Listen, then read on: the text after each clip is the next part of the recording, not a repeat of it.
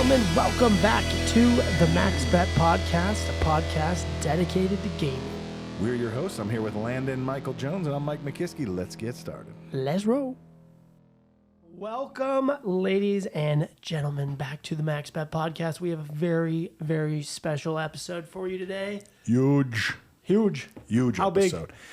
Big? It's billion big. It's a big one, right? It is billion big. We got a unicorn on here. No, we're so this is episode 2 in our Cashless Conversations presented by Marker Trax. So shout out to Gary and Marie and team. So we're just diving into cashless, right? And so today we have Gary Larkin, who is the president of Koin Payments. So Koin is a sister company to Marker Trax. I think they do more of the wallet side, Marker Trax the credit side. And then the unicorn we're referring to is not Princess Celestia from My Little Pony. Fun story. It is Omer Sattar, who is the co-CEO of Sightline Payments. He was, I think, on the founding team. I don't know if he counts himself as a co-founder, but he's been doing that for as long as I've known him. I hope he wears one of his cool scarves. He does. That's what I'm hoping. He has a great scarf collection. Yeah, I don't know that I'm gonna dive into his his personal background and all that, but he is a very fashionable guy. Yeah. Good head of lettuce, fashion guy. So yeah, it'll be interesting chatting with him. But yeah, just want to dig more into cashless, get more into what it is, why we should be doing it, where it's going, just kind of the who, what, where, when, why at cashless. So. There's a lot to cashless. And as we're finding out. Well, it is coming. It feels inevitable, right? It's just a timing thing. Like, I think given where we are, you and I, age and career-wise, like, I feel like we'll be the old guys going, I remember when cashless. like the guys like, I remember pre-Tito. It's like, we'll be those guys. I remember pre-cashless, right? I can't stick cash in this machine. What's happening? What do you mean I can't put my old Benji in here? Oh, man. But no, I think it'll be an interesting conversation. How was your weekend? Weekend was good, man. Yeah. Weekend was good. Just been father, dad life for the most part. Just dad life. Yeah.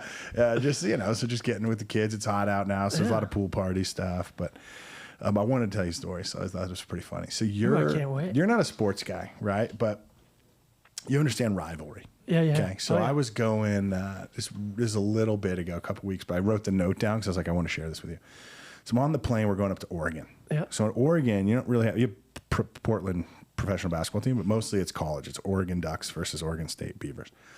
So just weirdly, I get on the plane and it's Ducks gear all over, right? No big deal. Like all the fans, there's not like a sports team on there.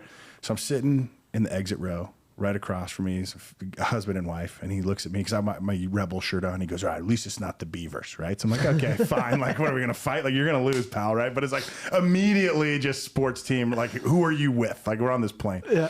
We're 90 minutes together, but apparently it's going to matter. And so, we just take off, nothing. The guy didn't say much. Him and his wife seemed nice. And so then all of a sudden, this guy has like a medical emergency. Like he's not in bad shape, but he's like you could tell he calls the attendant over. They're like on the headphones. This is the guy you were talking to. This is the guy that was like sizing me up on what college I'm rooting for. Right. And so I was like, oh man. So now like, I'm just sitting there. Like I don't do anything. I just try to stay out of the way. So then they call. That's hard for you to stay out of the way. Hey, Gigantor, can you move? But like, so they go, hey, they go, is anybody a doctor? Right. So the doctor comes over and he's fine. Like they get him. He was just like low blood sugar or something. Like he was generally okay. So then the guy's sitting there and he's like breathing and he's doing it. And he looks at me and I go, hey man, I hate to tell you this, but the doctor was a Beavers fan. And he looks at me and he goes, then he looks at me and then he looks at his wife and he goes, babe, you should have just let him kill me. Like he was so into it that he would rather have like his own, he would just die rather than accept help from a rival, which I thought was funny. So I don't know why I just made that note. I thought that was pretty funny. I was like, look at this guy, just duck to the core. I knew you were going to have the dumbest smile on your face today because I am not a sports guy. That's correct. Right, yes. But I was in Big Bear this weekend. Okay. We were hiking, doing our thing. We went and got a burger after all, our daily activities. And right up in front of the booth we were in was the Golden Knights game. And I was like, yes. Sweet. I'm excited I get to watch this. Which was the most awesome game ever, where there was like a complete brawl after the game was over. It was awesome. Sore losers on the other side. And I was like, this is great. Mike's going to be happy all week. I was juicing. Yeah. What was that? Was that Saturday night, I guess? Saturday night. So that was made for a good weekend. It's fun because now... so the games now are not too late. They start at 5 o'clock Vegas time. So now the kids will watch. So it's kind of fun having that. And then they get all excited. They run around when the Knights score. So what do you think the chances are they pull it off? One game to go. Well, one more win to go, I think is good. So just for those that don't, one more win. Like we we pre-record. So like tonight, we're going to play game 5. So I hope they win because, my wife even surprised me. She goes, hey, once in a lifetime, we got to get in the building. I'm like, tickets are ridiculous. You don't care. Like she goes, we'll make the money back. We got to find tickets to get in the building. I'm like, okay. So I'm working through that. But like, oh, you're going tonight? Yeah, we're going. Oh, and so we will, I guess it's tomorrow night, but yeah, we're going. And so that'll be interesting. Yeah. But I was laughing because people are like, hey, so like they asked me a few meetings Wednesday. I train jiu-jitsu normally on Wednesday. They go, guys just wanted like, hey, you coming Wednesday? I go, depends on if the Knights win. Because if the Knights win, I'll be in Toshiba Plaza till they kick me out. What is a ticket? Can I ask? For like a nosebleed? Well, nosebleed. So I looked earlier, and so what I'm hoping for, it's funny. I was texting Burke earlier. I said, hey, so like this is going to go one of two ways. I'm going to wait till tomorrow because I feel like some of these prices are really high. Like some of the lower level for one ticket, like in the lower level, you're spending at least $3,000. For one seat. And you got to buy wife's ticket too. Yeah, I don't have to. She actually, to her credit, was like, she goes, if you want to just go by yourself, I'm like, no, I think we'll try to both go. Like, I told her, that will be the end of you. Yeah, by the way. Well, so we have an agreement. So I said, if we're buying tickets, we're going together. If I get a random invite, like, I got one, you can come, then I can take the ticket and go. But yeah, I mean, we're fun. You don't go by yourself, right? Like, I'd rather go with somebody, right, that you love, and so that'll be fun. But I think, yeah, so that'll be interesting. I just think this whole city goes not like it'll just implode if we lose 3 in a row and lose the whole thing. I mean, I couldn't even imagine. They'll just start blowing things up. You probably won't end up going to work. I'll just be crying. I'm traveling next week. I'll just be on the plane crying. Like, what happened to you? Nothing happened to me. There's a Ducks doctor staying at his house. Yeah, I'm like, things get weird. The Beaver guy is just coming over. But it's so we'll see. I'm hoping for it. I mean, it should be big for the town, big for the team. Heck yeah. I'll get a tattoo of it if we win. That was my deal. I got a bet with a guy from. Will you get it on the bottom part of your back? 0% chance. Oh, come on. That is non-ink zone. Go Knights, go. Yeah, go, exactly. Knights, go. No, we'll see. I know I'll put something on, but all good. Well, cool. Well, we should get into this. I think it's going to be a fun conversation. I forgot to mention, live in the Light & Wonder Studios. So in case you were wondering, where are those guys? Looks pretty nice. Light & Wonder Studios. So got to shout out the sponsor and we appreciate you. Yeah, and now let's get to it. Cashless Conversation. Baby. Here we go. Boom.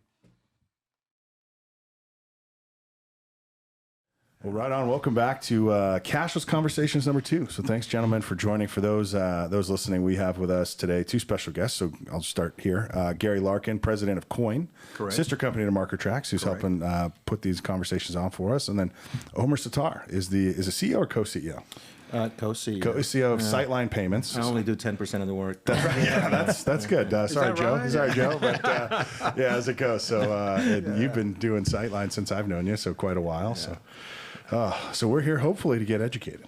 That's kind of the plan for us, right? I'd hate to be the one to disappoint you. Yeah. Well, they told me you were the professor, Gary, so you got to whiteboard this. Yeah. Gary's been doing it longer than I have. If Gary's wrong, I mean, I was just here as a spectator. No, I was coming. I asked them to bring you along so I wouldn't have to do any work.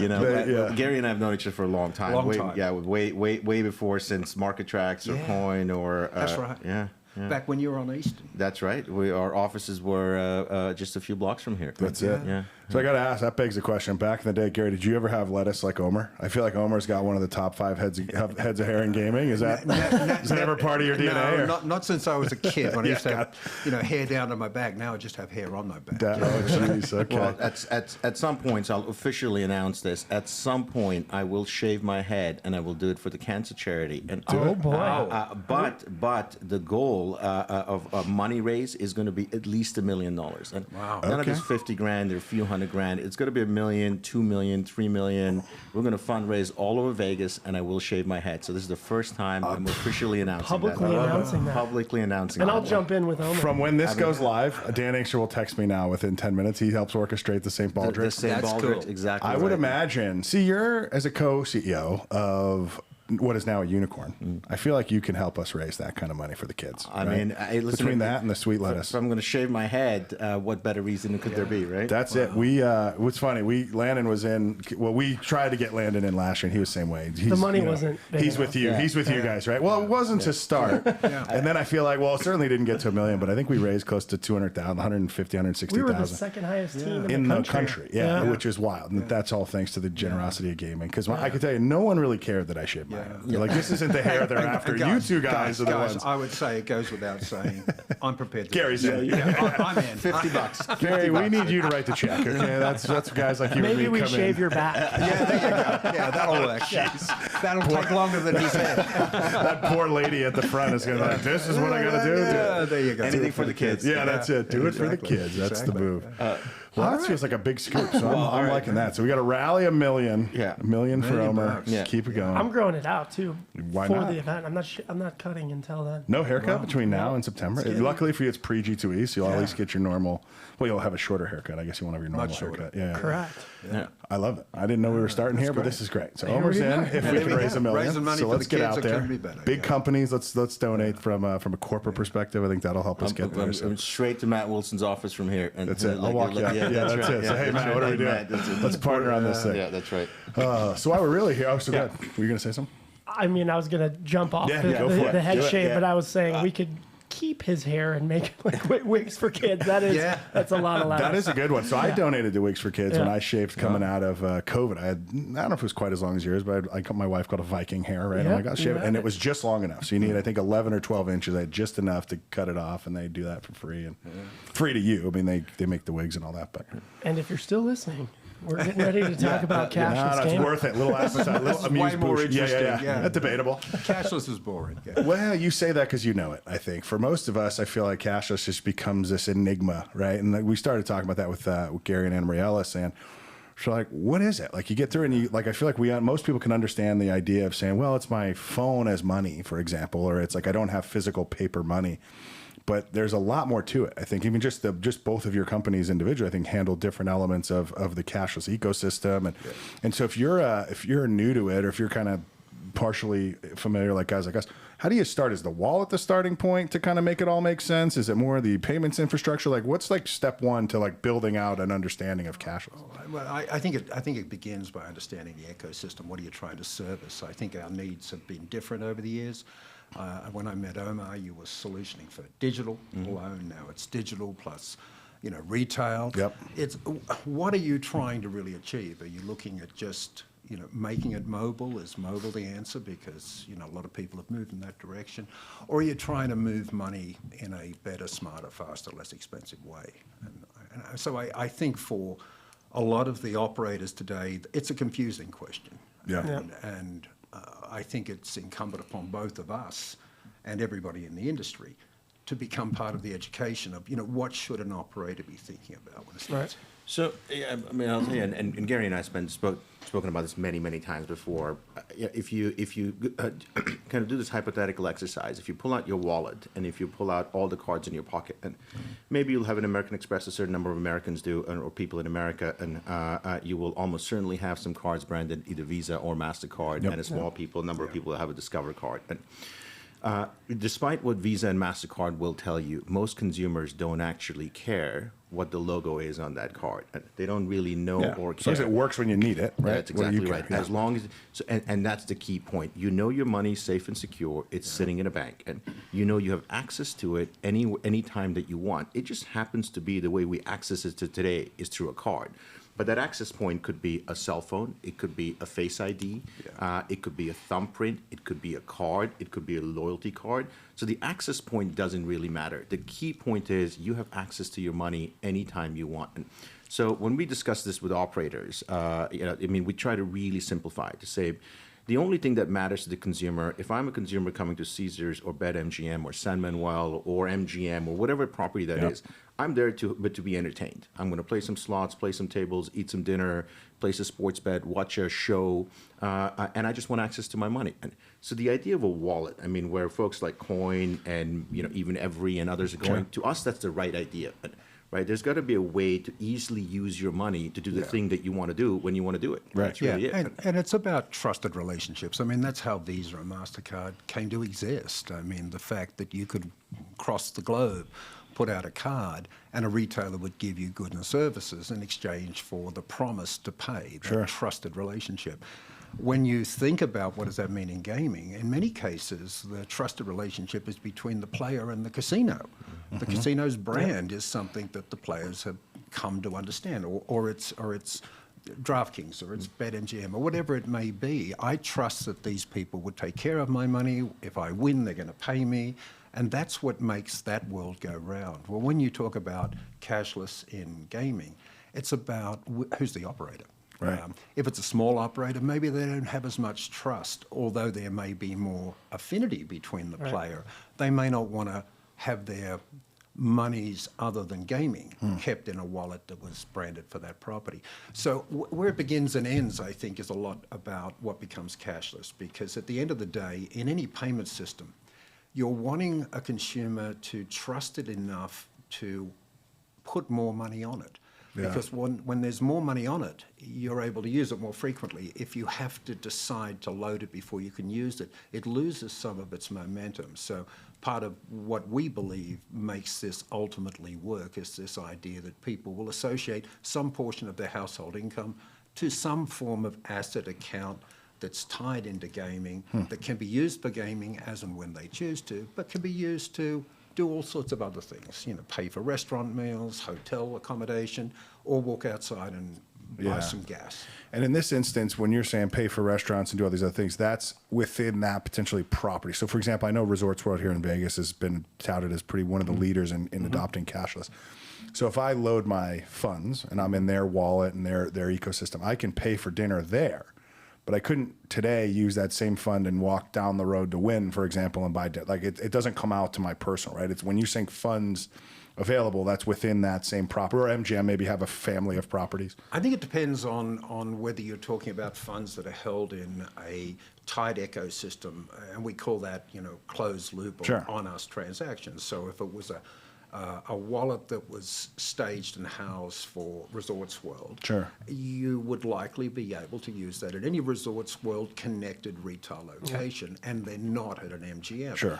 But with the association of a MasterCard, you can expand that and allow them to go to properties outside and use the MasterCard as they would any other debit or credit card vehicle.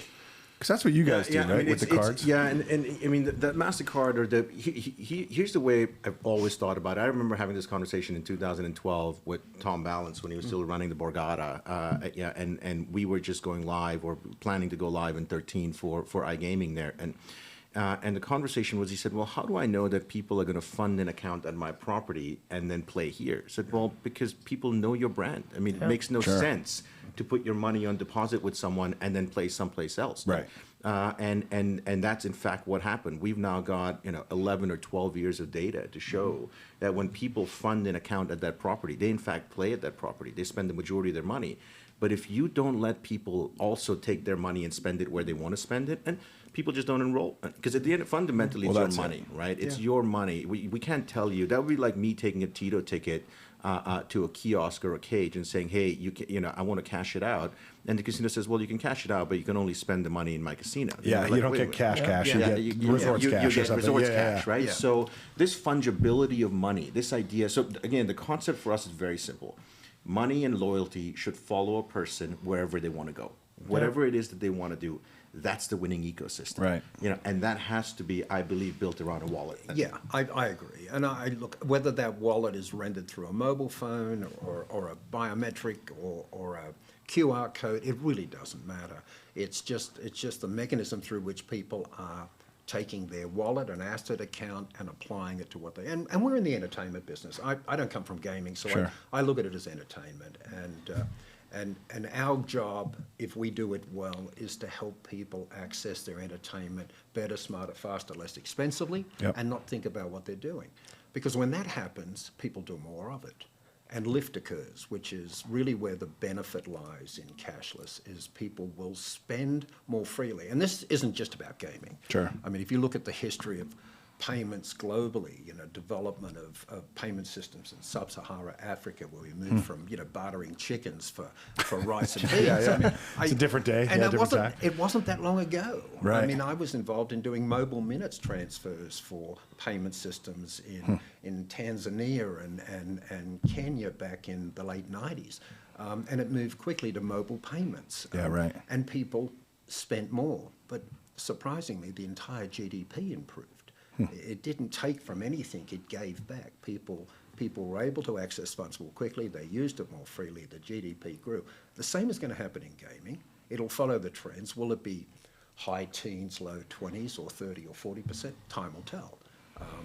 Well, that's why I believe in it. I mean, for gaming, because when you look at now, and so my wife and I are not the most technological adopters, right? Like I'm a little more from a device hardware. Like I tend to upgrade more than she does, but she like the other day goes, I'm just going to use Apple Pay now because it seems safe and it's way more convenient. And I'm going, okay. Like if this is penetrated my house, like we are now in, it's a real thing, right? Yeah. And so that's where I think like now, how easy is it to, you don't even need it. You just pull out your phone and you tap in. And so that everyone's doing that outside of gaming, which makes me believe that gaming will follow. Yeah, it's about the experience. I mean, I knew maybe 10 years ago. How long has Venmo been around? I can't remember. Venmo probably about 10. Yeah, probably about 10. When my wife stopped paying the housekeepers and the gardeners and the pool in cash and insisted they take Venmo, I knew the game had changed. Yeah. Because she didn't even have a debit card. She didn't like them. She didn't like it. Everything was cash to her. And then suddenly that all went away. Well, you know, when she made that transition, I realized, you know, that the whole market was starting to move. I think in gaming, we're late to the party simply because of gaming's isolation. You know, it's grown up with a complete isolation from the open payment world. And even in payments, it takes time. When you look at a company, in my opinion, there is no company that is a B2C company in the entire world that is better at building ecosystems than Apple. Correct. I mean, just hands down, no one. I take that argument to anyone. And it has taken Apple Pay 8, 9, 10 years to really enter the financial services space. But what Apple has done, as they're building out this ecosystem. So Apple Pay started, I give this example all the time, it was like 2 retailers. It was like Whole Foods and Sephora, right? Yeah. So you could buy perfume and eat bananas, right? I mean, I don't like nice you could do my kind of weekend. I don't know what else you could do with it, right? And it was like 4 banks, and now there's 6,000 banks in the country. It's available at millions of merchants, but in that process, Apple has built an entire financial services ecosystem. I don't know if you all saw. About 6 or 8 weeks ago, Apple released a savings account, and this savings account was absolutely astounding. So Apple releases this savings account, and they took in $990 million in deposits in the first 4 days. They created 270,000 accounts in 6 days. How unhappy must these people have been with their current savings account? Like you think about that. Like, but here's the genius. Here's the genius of the savings account. Once Apple has KYC'd you and has your ID on file, if you go on your phone right now, and it'll take you 60 seconds to create this account. There's no fees, and they're paying you 4.15% interest on it. And, so I should open this account. So did hundreds and thousands of other people. Apple is going to become probably one of the larger banks in the country. Well, they're not a bank, but they hold it at banks. But from a deposit-based standpoint, so if you build a financial ecosystem right, you can get there. And the key piece that I mentioned in there was ID. There is no, if you think about what happens with ID in a casino ecosystem today, so set aside payments for a second.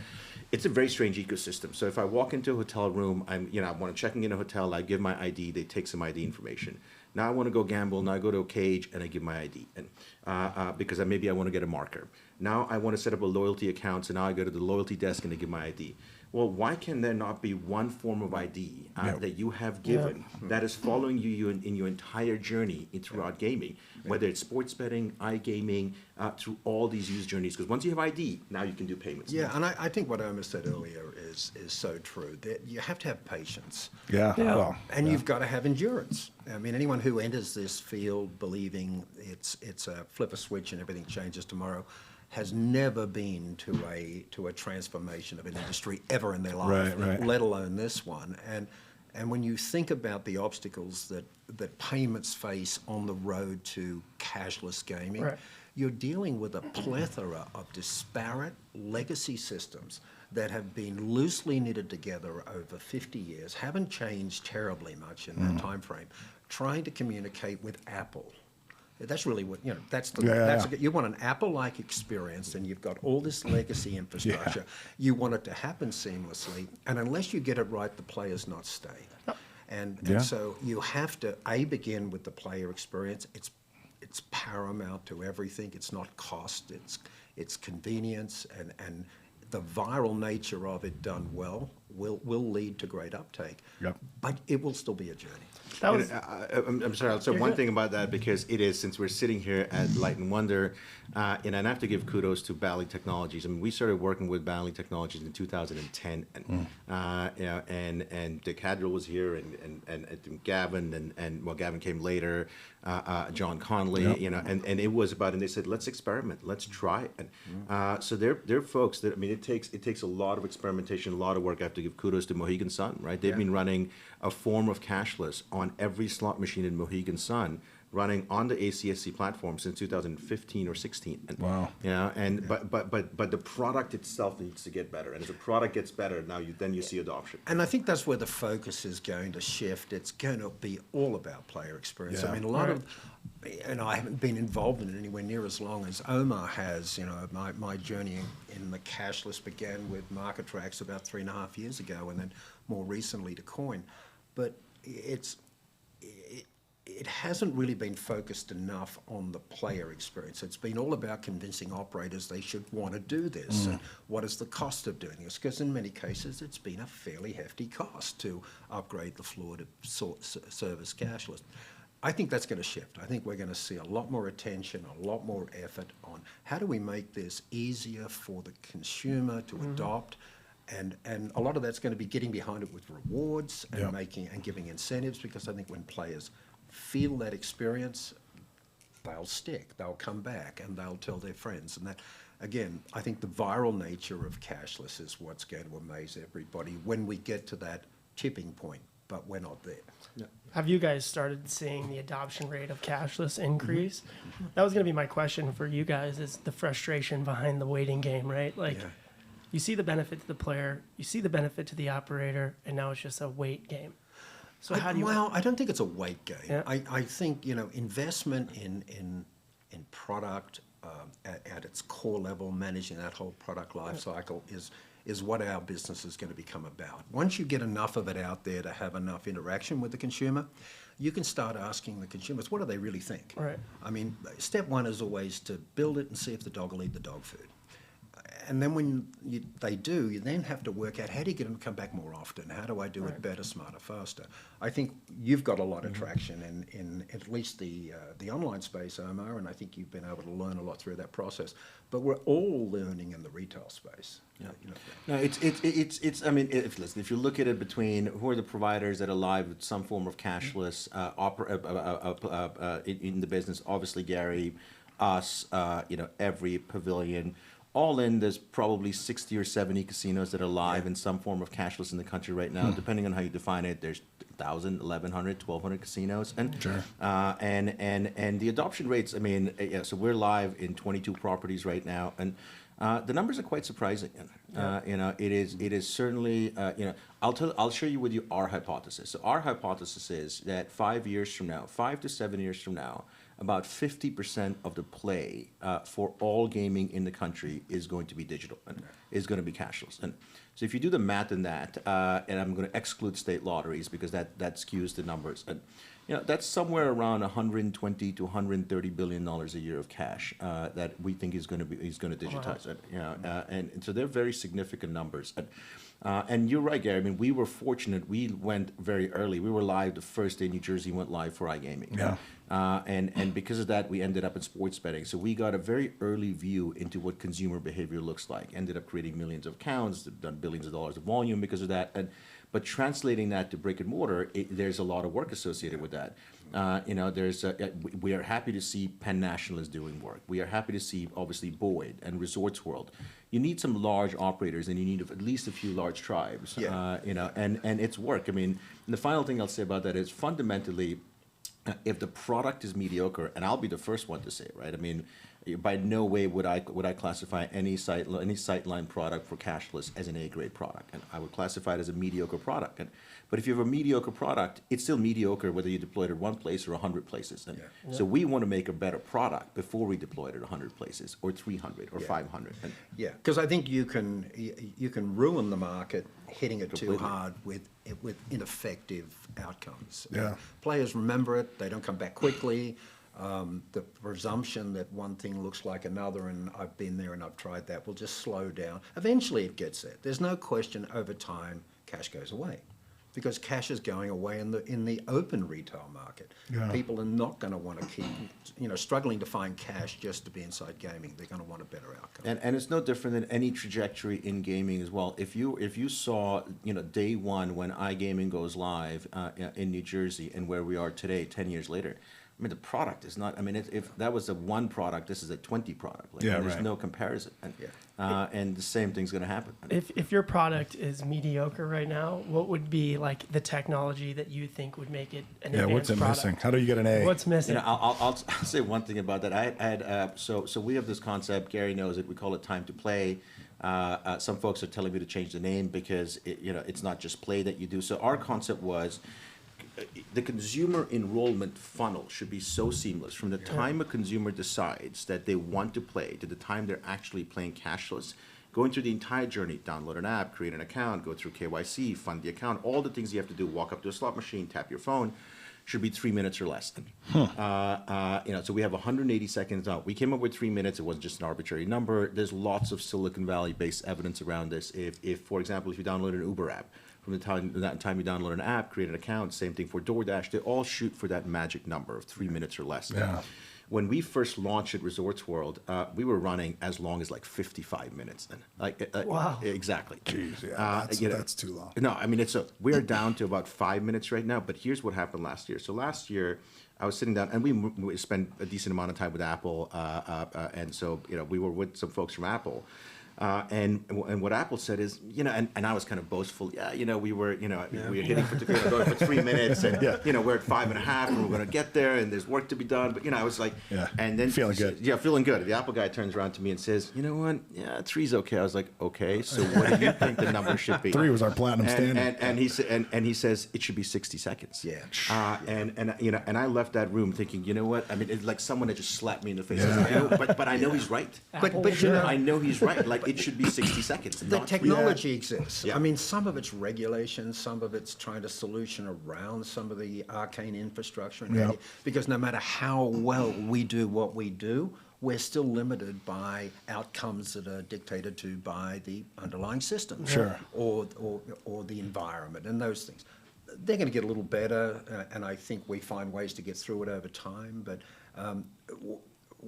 we are burdened by not having a product people have to have. If you walk into a casino and it's only cashless, we get 100% adoption and everybody stays and plays. Well, naturally, yeah. And that is not necessarily an unreasonable outcome for some operators to actually force it. Yeah, so interesting. that may happen, but we're not today en masse. So whenever it gets a little bit abrasive, people abandon and people don't come back. So we've got to keep working at it, and we're doing a little better time-wise, but not well. But sports betting and iGaming, the one thing I would say about that, Gary, I mean, sports betting and iGaming have in some ways changed the paradigm, right? Oh, so yeah, if I'm MGM and I'm enrolling millions of people into BetMGM a year, or if I'm Caesars and I'm enrolling millions of people, I mean, fundamentally, yes, you want the person to be sitting on their couch in Denver and place all the sports bet that they can, but you also want them coming to your property, right? And bring the same money with them. And so that has helped a great deal, because suddenly these people around the country have apps which are tied, at least loosely, affiliated with these operators, and that makes a big difference. Yeah. And I think you can't have an ostensibly different experience in one form of gaming to the other, because the consumer sees, I'm placing a bet. Yeah, it's sure. It's like buying my Netflix. I don't want to have to buy this differently to that. I want to put in the code and move on. I want my entertainment now. That's right. I'm a very demanding customer. Just give it to me when I want it, and I'll buy more of it. Yeah, and on the pacing part, though, I will say this. I felt like, because I did the resorts, I think 2 years ago at G2 as we first released it, and I said it did not frustrate, and I don't think it took me an hour, but it didn't frustrate me to sign up. Like, I had more patience as a consumer with the sign up. I was willing to say, okay, 5-10 minutes, fine. Yeah. Where I got frustrated was time from when I clicked put it on the game till it showing up on the game. That, whatever time it was, felt too long. So I think there may be 2 different intervals, right? So that's interesting. So that has gotten we work with IGT, Light and Wonder, Konami, and Aristocrat. All the CMS providers are getting better. Yeah. What Konami is doing now is incredible. In fact, the QR code at Resorts World is connecting so quickly and the money's moving so quickly, I'm actually worried that we should put a time delay. Like literally, the other way. Nice. Like it's the other. Like you sometimes you walk it like you are, like 12 inches away from the QR code. It scans it and your money's there. And I'm like, people could be like, well, I haven't even decided that's the machine I want. Right? Like, should have closed your QR codes. And I think that's the industry maturing, because I know what you went through, we went through it too. When we first started integrating, there wasn't a huge preparedness on the part of the CMS manufacturers to want to do the extra yard, go the extra mile to make it work. It was like, well, here's the API. There was nothing native about what we did. Yeah. Now we're getting to native integrations. That makes all the difference in how seamless the experience is for the player. I was going to ask you on defending a little bit of the systems guys, but like, are these now standardized? Because I know a lot of times it's like, okay, well, yeah, you got Sightline, and then somebody has Every, and they're Koin, and it's like, well, if you're the systems developer, you're going, I can't do all this. Look, I think it's an advantage that the payments industry gave itself 20 years ago when they developed DCC, when they standardized interfaces. What's DCC? Is that just like the standardized API type of deal? Yeah, it's a standard industry integration tool set for Visa and MasterCard, American Express, Discover. So you integrate to that standard, you get to integrate to all of it. So you're a device manufacturer, you've only got one set of standards to build to. This industry doesn't have that yet. I don't know how long it will take it, if it will ever get to doing that.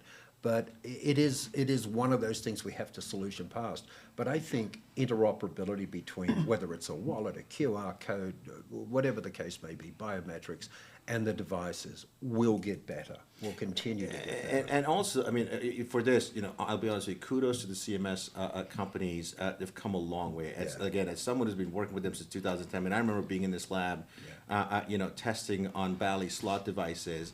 Trying to get someone's attention, Brian Kelly, whoever it was, but now there's CEO level attention at all of the CMS providers, because they know it's just a matter of time now, right? It's no longer, is this really going to happen? Whether it's 24, 25, 26, we can all debate when the true inflection point hits. But there is CEO, I could go talk to any CEO of the CMS providers, and they are very interested. So, it is getting better, but there's work to be done. Well, and I think their desire to participate in the omni-channel outcome. I mean, you have to be more digital at your core in order to be a part of of all verticals. And I think that's driving a little bit of the change as well. We're feeling it. I'm sure you are, Omar. I want to go back to this Apple conversation, because I just got a new phone, and you tie it to Uber, you tie it to Venmo. It says continue with Apple. Boom, you click Apple, and it's already all set up. Right. So are you guys able to tie that same technology into cashless? Like I download my wallet and then just connect with Apple, and it's all there? Yeah. We do that today. Okay. And it's going to increasingly start getting more seamless. We're not going to get too geeky on payments, but in payments, we're just going to. There's two sides of payments. Why not? I mean, that's geek. All right, so all right, so there's and the way I describe there's two sides of payments. There's what's called issuing and there's acquiring. So all right, McKiskey walks into a bank, and walks into Wells Fargo and says, "I'd like to open a checking account." They look at your ID, they open a checking account for you. You deposit $100 in there, they give you a debit card so you can access the money in that. And at that point, Wells Fargo has issued you a debit card which allows you to withdraw your money. It might have a Visa logo or a MasterCard logo on it. And now you go to 7-Eleven and you want to buy a Coca-Cola. You swipe that card. Well, there's a point-of-sale terminal that is actually acquiring the information from your card and sending it to the issuer to say, are $2.50 in the account, so that he can buy his drink. He can afford this soda. Exactly, they can afford the soda. That is the entire world of payments. That's it. There's issuing and there's acquiring. And in the middle, there's an issuing processor, there's an acquiring processor, there's gateways, there's terminal manufacturers, there's lots of other pieces as well.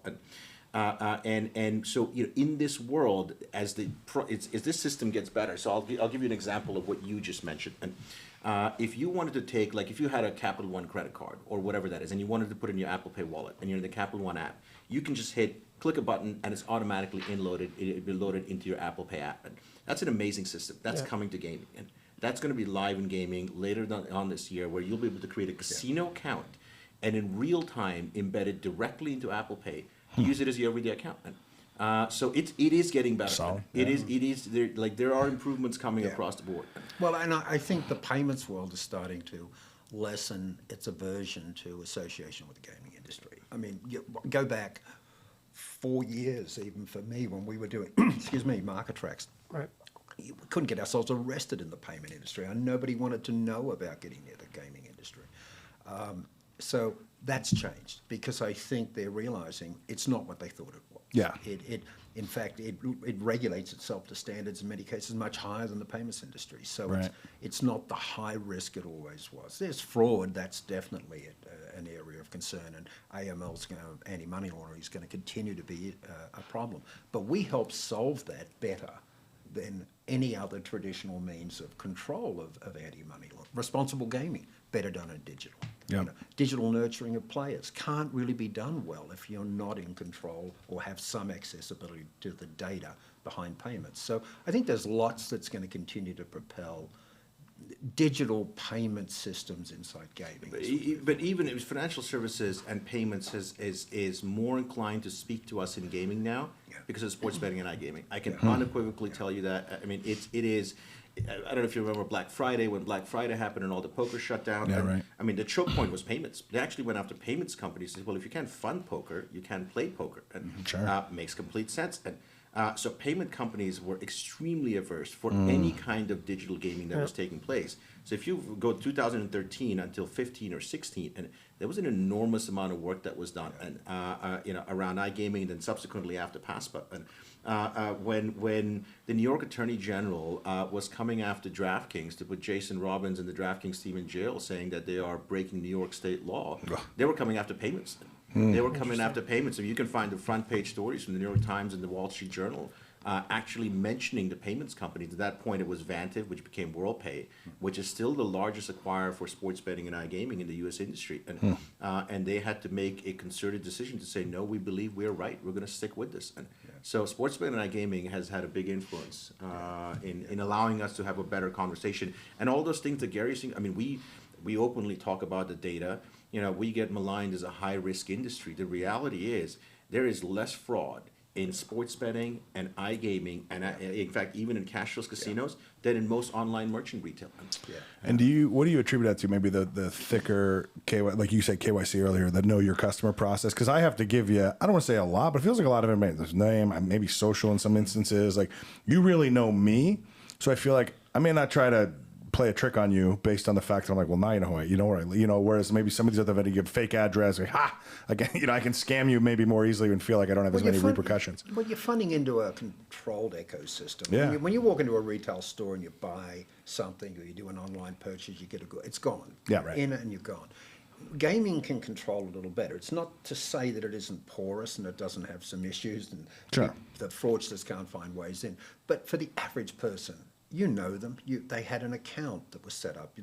How you funded it was something appended to that establishment of the account. So I think there's more control. And I think the outside payment world is starting to understand that we know our customers a lot better than a Macy's knows its customer. Yeah. And that being said, one thing I will say about cashless, and I think we collectively as the suppliers and the operators in the industry have to be very, very careful when it comes to fraud. So we've been live for, take out Mohegan Sun, excluding Mohegan, we've been live for cashless for 2.5 years now, actually maybe a little bit longer, getting closer to 3 years. And the fraudsters are getting very creative. We're starting seeing mule accounts, we're seeing synthetic IDs, we're seeing some, so it would be like a mule would be like a McKiskey creates an account and then goes in the dark web. Clearly, McKiskey's the bad guy. Sure, that's okay. I don't want to be in this savvy. Just call me Zero Cool. So he creates an account, and it's a completely legitimate account. Name, address, date of birth, social, everything being verified. And then you keep the account in good standing, right? You place a couple of bets every 6 months, so there's no chargebacks. It looks like he's a normal, legitimate player. Then he goes in the dark web and says, listen, I'm a normal, legitimate player. I'll auction my ID. And we have found these sites where they'll say, you know what? Because you're a normal, legitimate player in a large market, my ID sells for $2,000.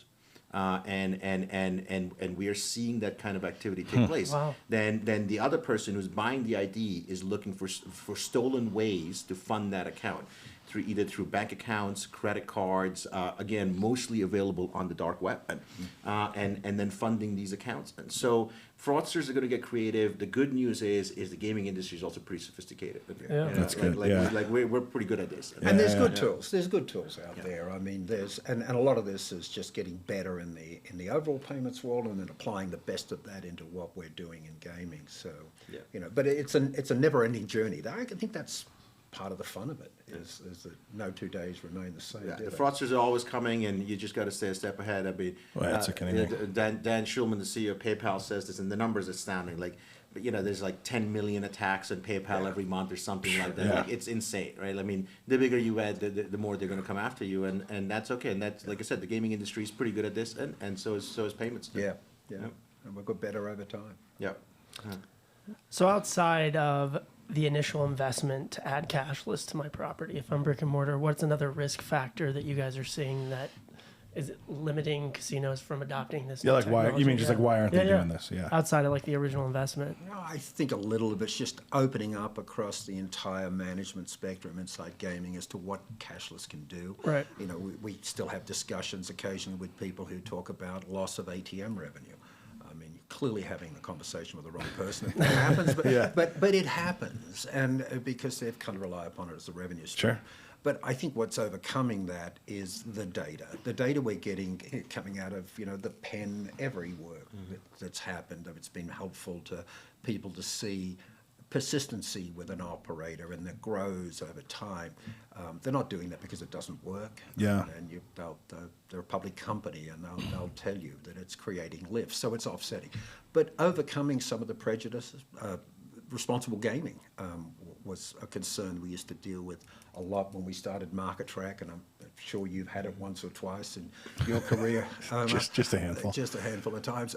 But the truth of it is we're better equipped to solve for those issues. You don't. Yeah, that makes sense to me. I mean, just intuitively, it feels like the more data you have, the more you're tracking every dollar. It doesn't mean you will. I come from high-risk consumer lending with, folks like Cash America in my background, doing unsecured small value loans.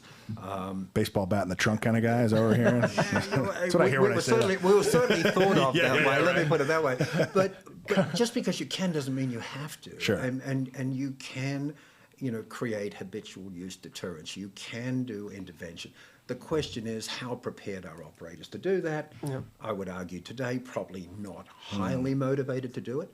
But over time, the regulators will require them to, and the way they get there are the tools that we bring to the table. There's something critical that Gary mentioned here. So let's take a hypothetical. I'm just using this as an example. So anyone from MGM or BetMGM that's listening, assume I'm just not even using. Maybe don't even use the site. Back to the dark web.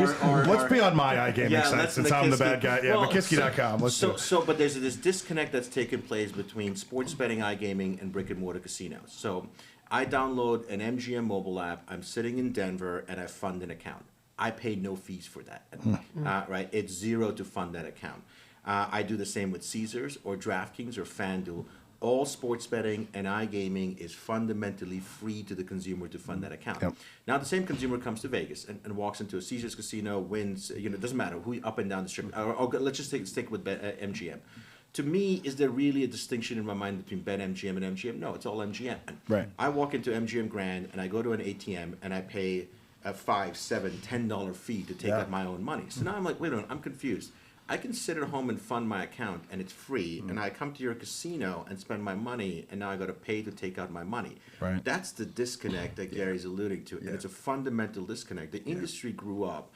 I started my career at Global Cash Access, right? Became Every. I used to run the ATM and the cash advance business. Like, we understand the economics of it, but the industry just collecting those fees, and over time, it's a disconnect. The consumer's going to say something's got to give. Either you come to a zero fee model, or you come to a model where there are. If you're a brand new customer, maybe you pay some fees, but everyone else pays no fees. But once you're in the sports betting and iGaming world, it's not going backwards. They're not going to suddenly start charging fees when they don't charge fees already.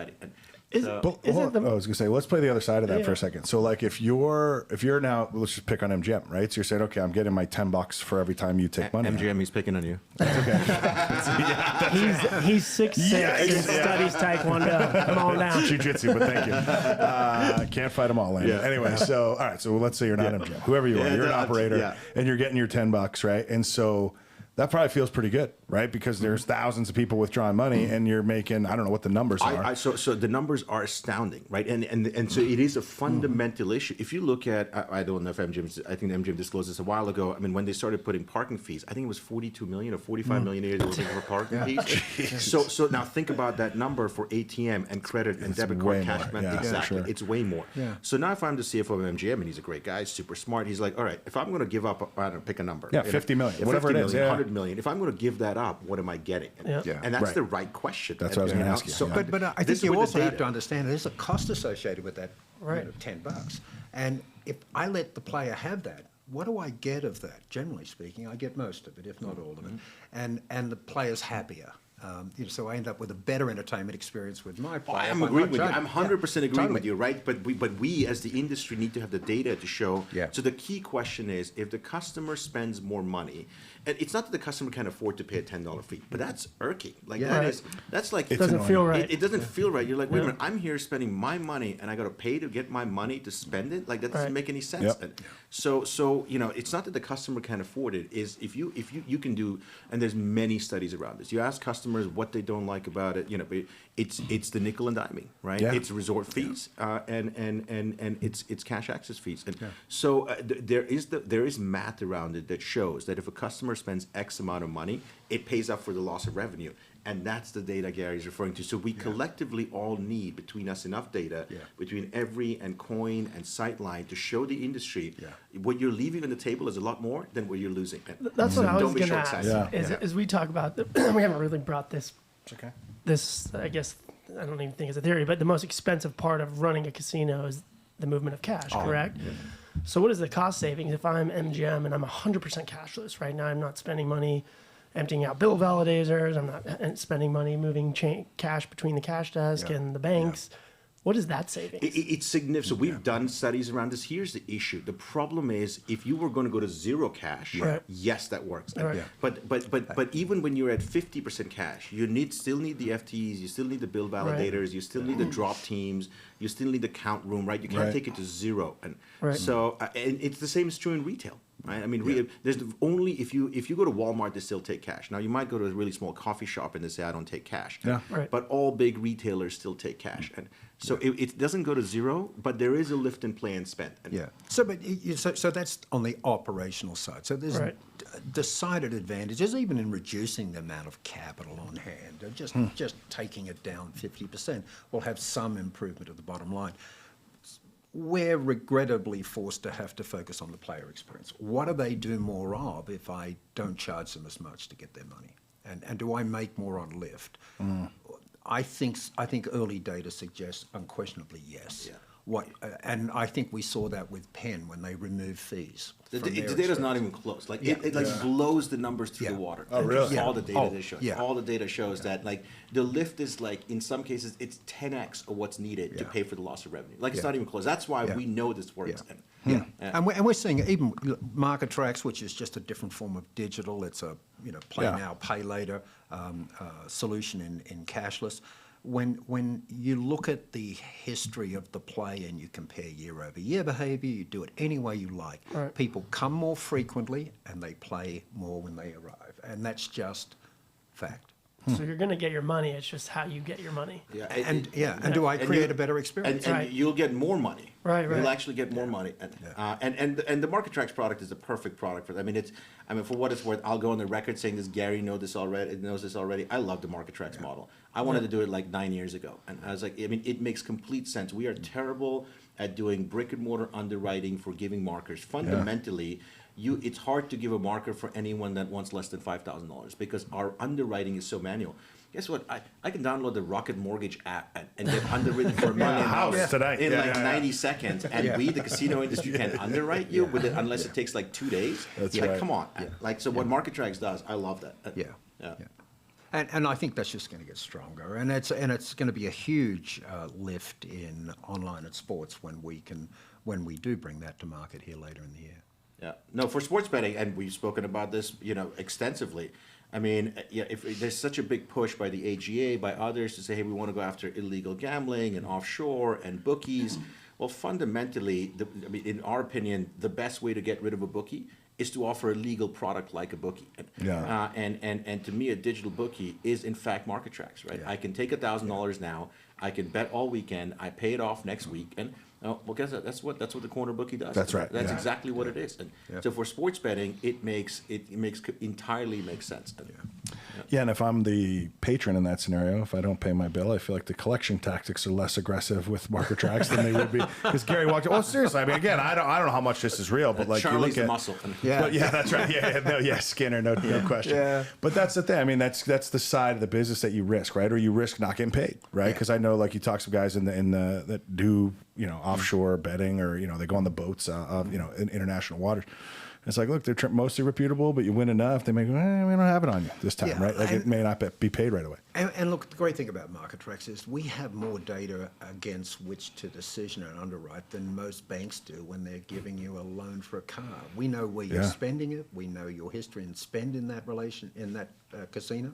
And so getting the right level of credit out to the right players becomes much easier for a product like Marker Trax than traditional credit in the casino. And at some point, there's going to be large pools of capital that are independent third-party capitals funded by a hedge fund. Someone's going to give Gary $5 billion to go out and give in credit, because he's become so good at underwriting. So when McKiskey walks up and sits down at a slot machine and says, I want $200, and he underwrites you in 9 seconds and give you $200 to start playing with, and that's when the business is going to become, where there's going to be large pools of very sophisticated capital that is going to say, there's a great return here. Well, and Marker Trax, because it's operating in a digital world, has the ability to nurture the relationship on credit. So I might start you at $200 because I don't know you. Sure. But you've got a decent FICO score. We know you've got a job. We know enough to feel like 200 is not a big risk. But over time, we can elevate that. Traditional credit is much harder to do and manage and make sure I'm making the right decisions that aren't falling into adverse action requirements and all that. So I think it'll be a big part of helping cashless grow, is this ability to put a play now, pay later solution right alongside a digital wallet. So this brings up, and what you said about cashless growing. So if you think about a killer app, if you think about what makes something reach mass scale adoption, and Starbucks talks about this all the time, what the killer app for them was. The killer app for them was actually loyalty had growth. There's lots of things that helped the product grow, but it was order ahead.